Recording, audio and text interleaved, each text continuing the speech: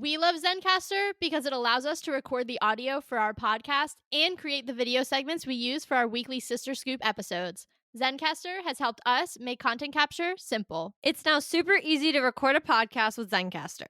Log in using your browser and start recording a high-quality podcast right away. Record studio quality sound and up to 4K video with your guests, and feel a sense of zen knowing Zencaster's multi-layered backups ensure you always have your recordings in the highest quality, even if the connection is unstable. If you've thought about podcasting before and realized that you need a lot of different tools and services, those days are over. With Zencaster's all-in-one podcasting platform, you can create your podcast in one place and distribute it to Spotify, Apple, and other major destinations. Just go to zencastr.com/pricing and use our code SistersAssembled, and you'll get 30% off your first month of any Zencaster paid plan. We want you to have the same easy experiences we do for all of our podcasting and content needs. It's time to share your story. Katie and I are always hungry, and one snack we both love is beef jerky. That's why we're so excited to tell you about one of our favorite jerky brands, Matt Hat Jerky. Matt Hat's delicious taste makes it a great snack, and the variety of flavors, including original, black truffle, and my personal favorite, roasted garlic, means there's a flavor for everyone. Plus, it's local to the area where we grew up in, which we just love. Use the link in the show notes below to get some Matt Hat Jerky for yourself, and make sure to use our coupon code SistersAssembled for 10% off.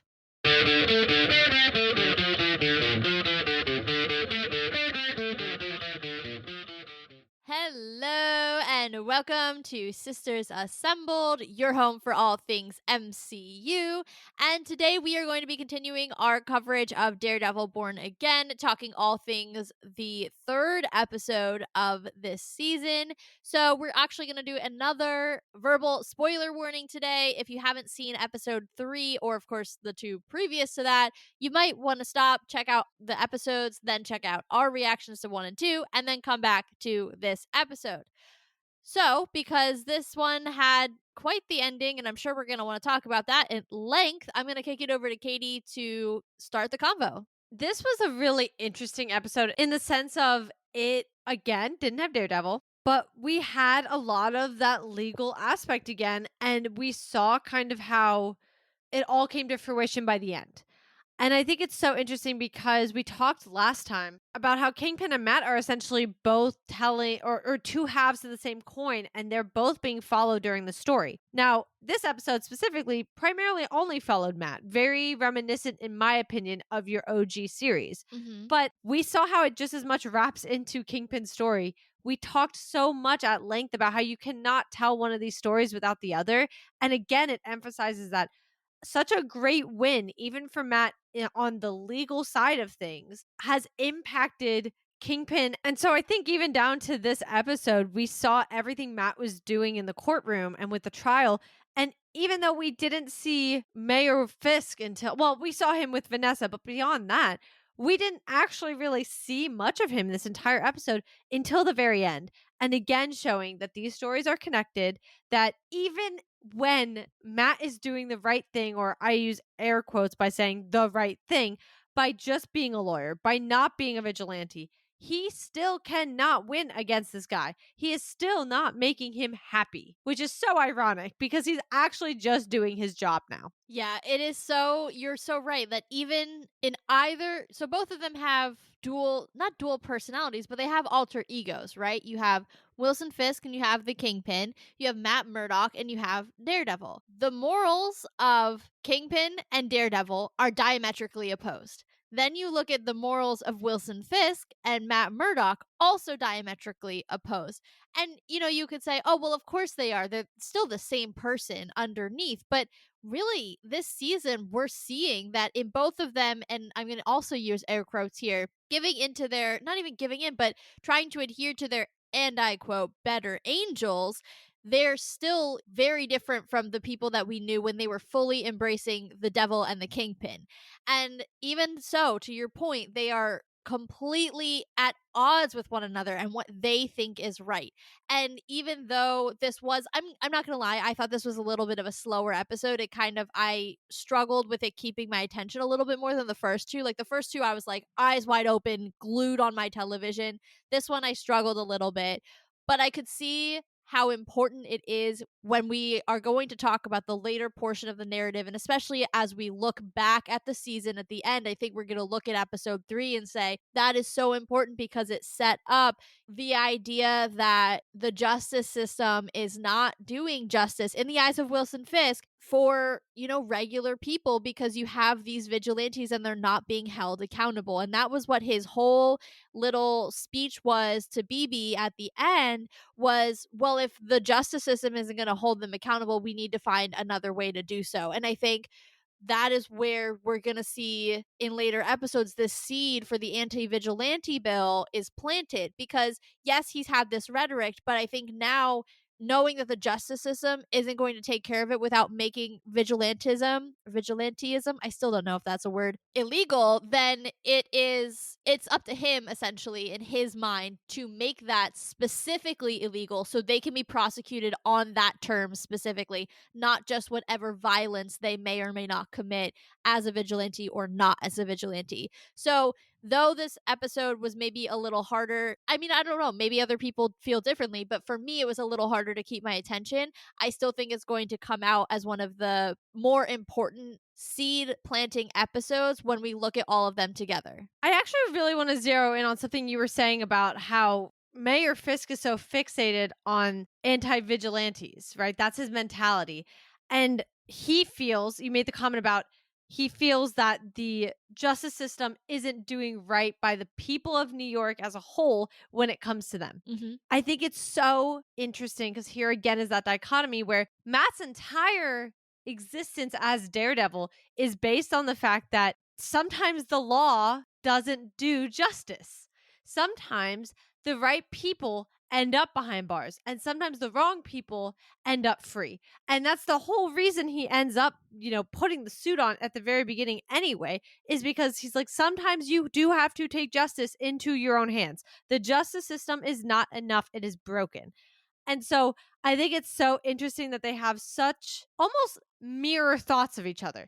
They're right, but they're looking at it and applying it to two different groups. It's like the idea that they are so opposed, they've gone in a circle and they're Correct. actually coming together. Yeah. Like, no matter whether you're looking at it from the point of, to what you were saying, and I love that parallel you drew. I mean, I literally, you guys can't see me, but I was literally like pointing at Kate while she was giving it because it was such a good point.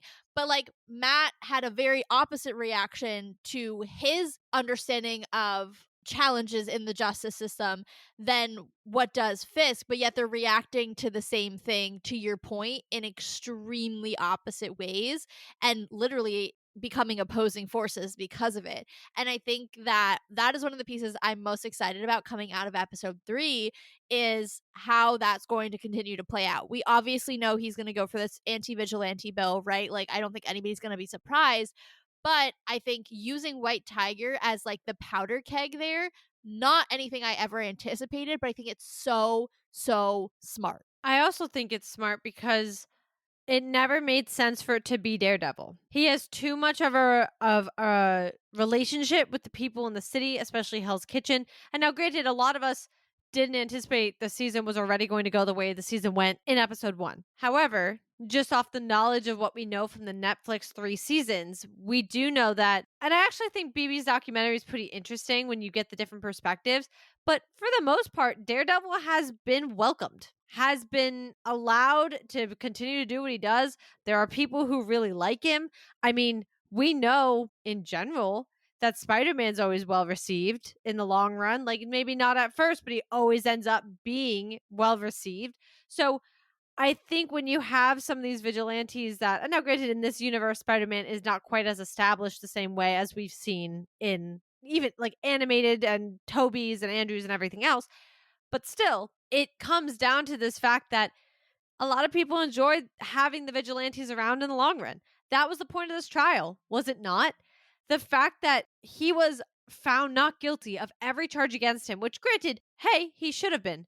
But they had a witness that would not tell the truth. Actually, they had two, if you count the cop that wants to lie on the stand. Truly, like, that was the whole point. That's why Matt took the big swing and said, if I could prove and show the people he is White Tiger, and I could show them that he has nonstop records of helping people, that is where people are at. They enjoy it. The police enjoy the help. They have the records from the police officers, some of which I'm sure were sitting in that courtroom. Yeah. So I do think it's so interesting where we've ended up, but that it is going to be White Tiger and not only his not guilty verdict, but his death that really brings about on both sides, I think, a turn. Yeah, I mean, I love, dude, you are coming with some good points today. I just want to give you a little bit of a shout out because Thanks.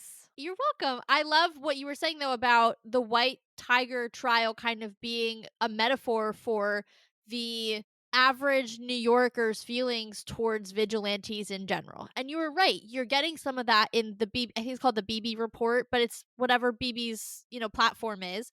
But you're also I think she does a good job of getting the people who are also on the opposite side. Like she does a good kind of balanced reporting, right? So you can't really tell from that like how do people feel about, for example, Daredevil? Because some people are annoyed that he's gone, and some people are like, hey, he's a good guy, like, he helped. But with this, it is now, granted, it's only 12 New Yorkers making this decision, but it's still meant to be kind of a sample size of, okay, this guy's White Tiger. This guy is actually out here actively helping people, and therefore we're not going to find him guilty because that's what he was doing again. So, and again, like Hector's situation in this particular case is different because he wasn't trying to hurt anyone, and there's just a lot of other variables that if you watch the show, obviously I'm not going to rehash them, but it's almost like this idea that if you are doing something to help someone else, whatever that result is not your fault because to what Hector's refrain was, it was the right thing to do. And I think that's what, to your point, that verdict is coming down to. And that sent a big message to Wilson Fisk. And it's interesting that the same New Yorkers who voted in Wilson Fisk are making this same decision, but it all comes down to, I think, a reaction to the crime. That's what they keep talking about in the city, right? That's why they elected Wilson Fisk, because he said, I will do something, I will get this done. Yet at the same time, you are relying on vigilantes because it's overwhelming the police force. And so there are these two, they almost seem like opposite reactions, yet they are, I think, symptoms of the same general problem, one of which Wilson Fisk is directly responsible for. I also think it's a little bit of, and I'm not saying the jury was necessarily like this, but it is a little bit of, I feel this way until it affects me, which I think as a society we're seeing a lot of as well, is I believe this and I believe this. And so even I'm sure there was more that, Wilson Fisk sat here and ran on. They clearly were going to talk a lot about the vigilante thing because that is part of the Daredevil story. This is still Daredevil. But, maybe he was going to do XYZ that people also agreed with more. So they were like, the whole vigilante thing, like, I don't mind them, but I think whatever he's going to do, he's going to get things done, whatever. Cool. Let's try it.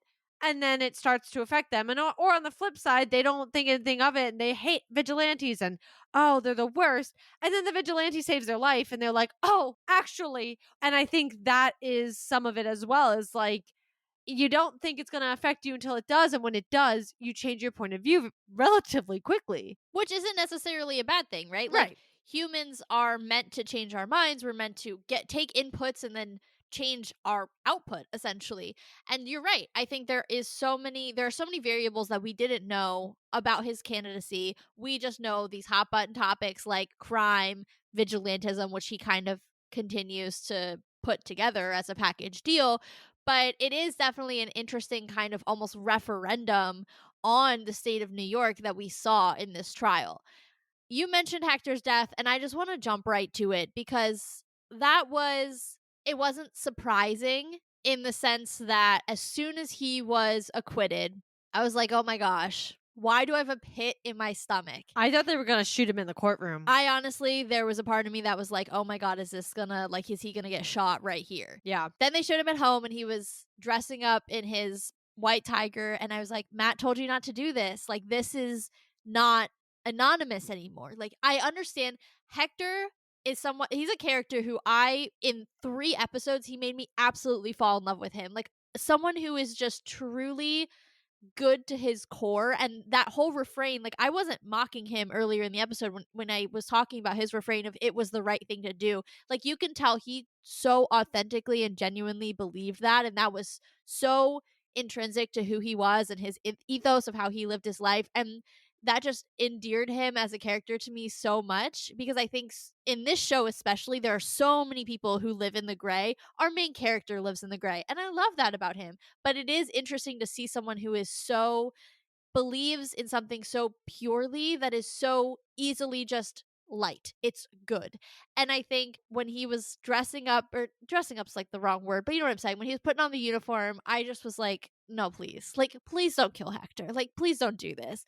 Then when like they brutally and shot him in the head, I was like, "Oh my god. Oh my god." The next piece is obviously something for discussion, but we'll table that for a moment because that'll be a bigger piece of this episode.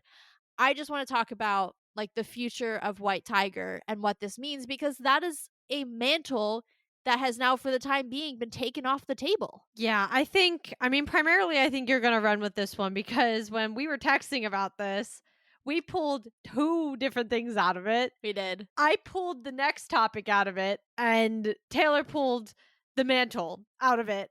And it was kind of funny because she was like, "Oh my gosh." And I was like, "I know. Can you believe about this?" And she was like, "No, I mean, like, about this." And I was like, "Oh, sure, I guess." I didn't think about that. I was worried about the other half. So I'll let you primarily carry this part of the discussion. But I want to add, I was not shocked he was going to die. I know we also discussed when we were texting our 2 cents to each other that unfortunately the actor who did play Hector did pass away from cancer. And so I don't think it was shocking regardless that this character wasn't going to make it out of this show. However, the caveat to that was I didn't think it was going to be not even 2 episodes because I don't think we saw him in the first episode. Or if we did, it was very, very brief. So he didn't even make it really 3 full episodes into the show, let alone 2 appearances. And now some of that might have been retconning a little bit for the fact that when they were shooting and everything else, obviously these were different circumstances, very similar to what we went through with Chadwick. Like, you gotta pivot, right? But I at least expected to make him through the show. That's what I did think. I think he was going to play a very prominent role. So I was shocked to begin with that the trial ended. I thought we were going to see this trial pretty much drag on through most of the show as a C or D plot, something of that nature. And I say most by saying maybe to episode 7 or something, and then White Tiger's out, and maybe whatever we see a team up. Who knows? I didn't think it was going to end, let alone the fact then that he was going to get shot in the head. Pretty much what I imagined is that night. So again, extenuating circumstances aside, we did probably know that Hector as the White Tiger was not going to continue, but still didn't expect it. Like, I did, but I didn't. I was just hopeful it wouldn't happen because, like I said, I really, really liked this character. And, like, obviously, in the back of my head, I did have those, like, off screen extenuating circumstances. So I was like, even if he does extend through the rest of the season, like his storyline, he would not be in a season 2, right? Because unfortunately, the actor actually passed away in 2023. So it was quite a while ago. So, you know, there was that piece in the back of my head, but then again, I just kept thinking, well, just let him kind of do his thing then. Like, let him, you know, ride off into the sunset as a character. That's fine because I really do like this guy. But then I wasn't shocked when it happened. To what Katie was alluding to, I don't think we've seen the last of White Tiger, though we have seen the last of Hector Ayala. And I don't know that they necessarily knew that they were going to do this when they were filming it because they specifically called out his niece in the trial. And Hector mentions how he lives with his niece, but she does actually take on the mantle at one point. I believe his sister does as well. But either one of those could end up, especially in the brutal way that he was murdered, wanting to either avenge him or continue his mission now that it was more out in the open. And it was, hey, this is Hector Ayala. This is what he stands for. And this is my uncle, and I can stand proud in that mantle and say I am continuing his legacy because he was acquitted for that crime, and people love him and people respect him and what he did, and they were grateful. And unfortunately, some turd shot him in the head in retribution, but I'm not going to let that stop his mission. So I do just want to point that out, that I don't think we're going to never see White Tiger again. I think we're going to have a future with that character, but we might just take a little bit of time off while either his niece for sure, and I like I said, I want to say it's his sister who's the other option, they think about how they want to move forward with that. But I do just want to, say that because I think that was something I was thinking about as well. Was like, wow, there goes White Tiger. Like that's kind of crazy. But we have some other options for taking on the mantle. That was definitely one of my reactions too, because I was like, that sucks. Yeah. Like I said, when it all kind of happened within 2 episodes, and we also barely even saw him as White Tiger, I was like, why'd we do it? I understand. As in the long run, I get it's the whole plot. But what a waste, in my opinion. Like, you didn't just pick a random name out of the comics and say whatever. You pick somebody who actually does have a role in the comics, has connections. I think we mentioned in the predictions, Spider-Man is one of them. Like, Daredevil is one of them. So I think it was one of those. Oh, I think Shang-Chi was another one, which we were really excited about. I think that is so hard then when you do something like this and you're like, is that the end of this? Because you get so excited. And now, granted, it happens. We've all watched characters who we think are going to be somebody significant fall off the face of the earth. It does happen. Marvel's a big universe, whatever. But I like that there are other options. Obviously, you can never plan for those extenuating circumstances off the screen. However, they, in a weird way, were lucky to have a character that already does have a passing of the mantle. Obviously, it's not the same with some other characters. You can't quite as easily necessarily say, oh, this person, if they don't have it, this person could have it. Obviously, not as easy. In this case, it would work. The niece was young. I think you pointed that out. So I think if we went the route that was the niece, we would have to wait a few years. But I could see her running around New York with Spider-Man. Hmm. I could see that being a thing. I don't know if they showed his sister, but maybe his sister's a couple years older and might be of age around Spider-Man. That could be an easier kind of connection. I don't know. But I am glad at least that we are not going to see the end of this character. Yeah, for sure. Like I said, Hector endeared himself a lot to me, and the White Tiger mantle is definitely one that is worth exploring. And if we're going to continue to build out our street level heroes, now that we're reigniting the Defenders level stuff, I think White Tiger's a great entry and a great addition to any of these stories, as we're focusing on street level New York based heroes. Yeah, I agree. Moving, though, to the next half of this, which is the part that I picked the most up on.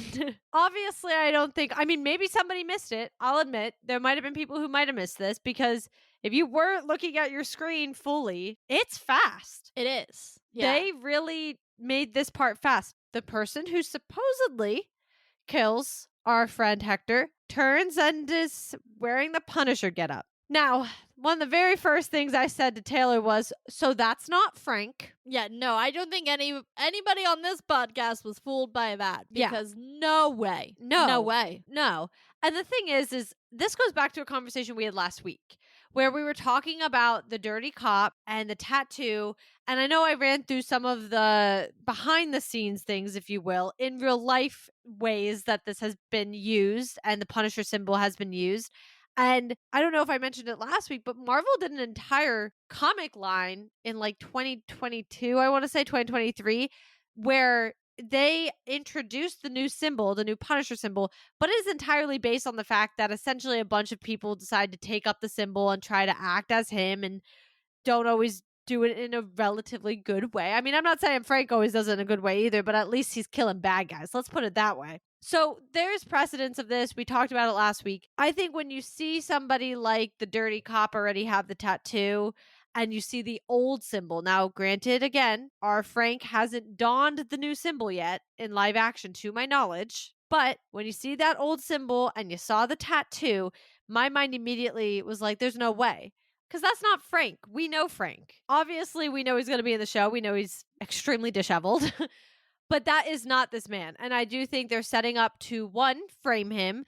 And I think, two, I don't know if you got this, but I got that this guy, I think there's two options. Sorry, let me start there. This guy either is doing it for Kingpin, which it was kind of, I felt somewhat implied. Interesting. Or it is the dirty cop just doing it to get his revenge. Yeah, I didn't even think about the Kingpin option, to be honest. I don't know that it benefits Kingpin to have White Tiger shot in the head because think about it. If he's running on this anti crime agenda, even though he doesn't agree with vigilantes, I'm not sure that having a vigilante executed in the streets is good for him either.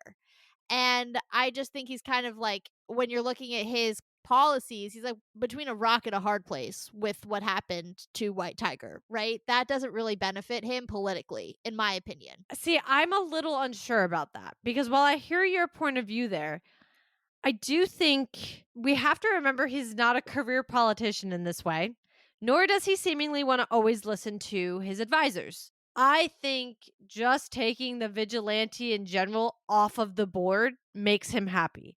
I also think this vigilante specifically is a hero. He was acquitted of his crimes. I mean, he made the NYPD look stupid because let's be real, you had a cop up there who lied on the stand. You had a witness who was a confidant for them or had been lie on the stand in a room with cops filled because they were terrified to come forward. And you still managed to have a jury acquit this man. I really do think because of that almost level up to White Tiger's status, whether or not I don't think Hector sees it that way, but I do think in general, the city can. And I think that's the perception. And you just showed that being a vigilante, I don't want to say doesn't have consequences, but that as long as you're doing the right thing, as he says, well, so I'm not saying that I don't think Kingpin is not strategic. I think he fully is. We've seen that. But I do think he has new confines in the mayor office and with the mayor title, and he doesn't really know how to balance that. I think we've been seeing that even in his own marriage. He doesn't know how to balance being necessarily in this good position, if you will, and also doing what he wants and getting what he wants done. I hear you, and I think your argument makes a lot of sense. I will say though, like you bring up his marriage, he basically told Vanessa this episode, like toe the line. Like we're not going to be messing around anymore. We need to do this the right way because my sights are set on bigger things than just being the kingpin of crime. We are going to take this city by storm. Was essentially his little monologue to her. And he basically was saying, don't mess around with that stuff anymore. We're not going to do anything that could cause any sort of suspicion or anything or open any inquiries into our behavior. So, and that's why they sent the aide and like Vanessa did it behind his back and all this stuff. And I just think that shows that he is solely focused on going the straight and narrow right now because he thinks that the path to stronger power, or I should say more power for him, lies in politics and legitimate power, not the power of the shadows.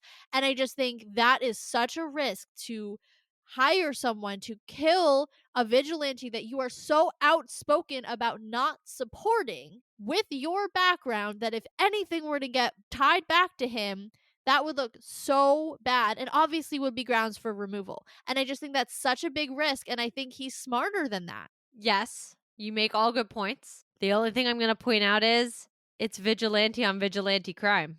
So now you have a talking point. That is true. That is a good point. Now you have an ability to argue in your favor because now you can sit there and say, y'all loved White Tiger, remember? And look what this other vigilante who didn't agree with him, one that has broken out of jail, even though it was totally Kingpin's fault, one that has been on the run, who has, yeah, sure, he has killed quite a few people. And yeah, sure, they were all, for the most part, horrible people, but he has quite the rap sheet. He's scary, the things he's able to do. And he sat there and killed him, shot him right in the head, and walked away. How do you like your vigilantes now? Because are they all good? That's true. Because he just killed one. So I think you have that talking point. Now, again, if this, let's say it was the cop and this cop had just walked up and shot him, hey, as long as he's not recognized or wearing NYPD, you can't say anything. Kingpin's wiped clean. But now, if you have it as it appears, Frank Castle as the Punisher walked up and shot this other vigilante, you have the argument that no matter if they're good or not, there's always the risk that a vigilante isn't. Yeah, or that they take it too far, or that we're leaning on their judgment, and who are they to literally be judge, jury, and executioner. And did the jury not just say that this other vigilante was a good one? Well, and I think too, like, it is especially interesting to remind people of Frank's level of violence because in comparison, White Tiger is tame. Ha, good. That's funny. Tame the tiger. Anyway, Okay. Calm down over there. yeah, I was really proud of that one actually.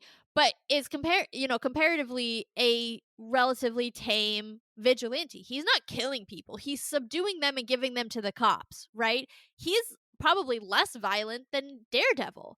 Then you remind people of the level of violence of Frank Castle. And now it's been a hot minute since I have watched season 2 of Daredevil. But if memory serves, people are terrified of the Punisher when he first comes on the scene. And I'm not Yeah. talking just the bad guys and the, lawbreakers. New York as a whole is terrified of this guy who's just killing people en masse. So you're right. There is an opportunity for Kingpin to say, "Oh, you want to talk about how good vigilantes are? Let me remind you what happens when one takes it a little too far. When one isn't, helping the police, when he is judge, jury, and executioner because he just decided your other nice little vigilante that you all have given your stamp of approval, he's not okay." I do think that is a good, talking point. I wouldn't be surprised if regardless of whether or not Kingpin is behind it, if he uses that as fodder because not only can he use White Tiger as a target in terms of the justice system, but then he can also use him as a victim and be like, and he was the victim of his own purpose, quote unquote, in Exactly. life. Like, that's crazy, but it's also such a good political argument because you can't really argue against it. Exactly.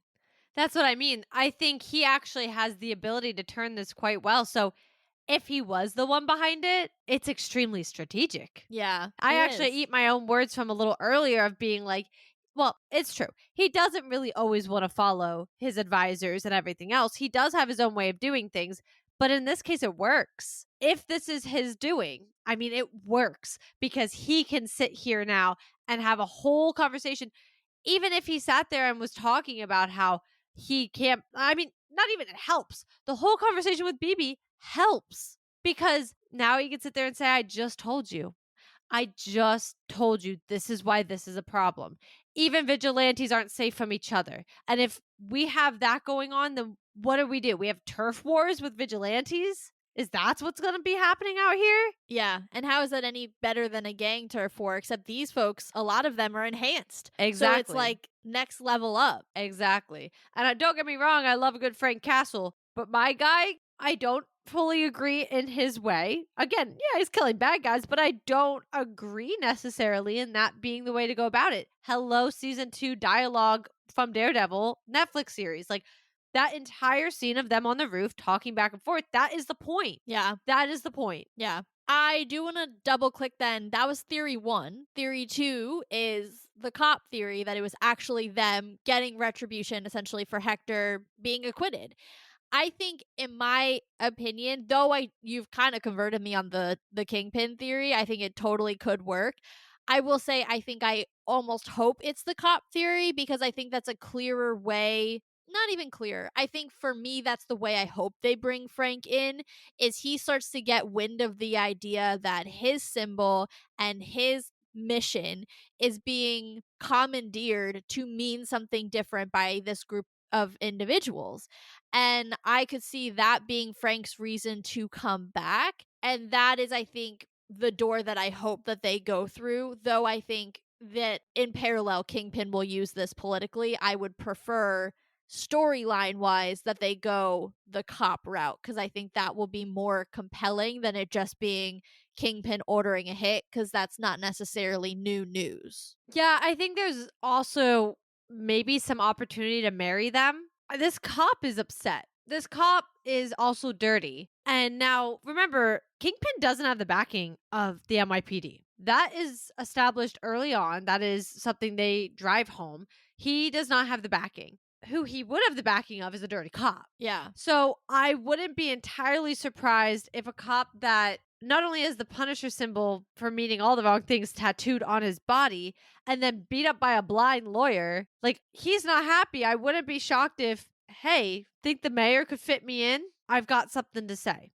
I'm not saying it's not possible. I'm not saying it's impossible, but I guess an almost third option is marrying the two together. And so maybe it is the cop, but it's on behalf of Kingpin. Kingpin's not going to have he does not have his hand in the NYPD the way he used to. And that's why he's hated by them. That's why they can't stand him, because these are all the good guys for the most part. These are all the guys that weren't part of the raids that exposed them to be on Kingpin's payroll doing his dirty work for all that time. So, how far is it to once again have at least one ally in the NYPD who's dirty? Is it really that far of a stretch for him? No, you're right, and it actually kind of reminds me of, like, his relationship to Bullseye, right? Like, you're taking this guy who is maybe dissatisfied, right? Wasn't he, like, an FBI agent, if I'm remembering correctly? And you're kind of bringing him into his, like, personal entourage, like, you're basically giving him special treatment, and then next thing you know, the guy's parading around like Daredevil,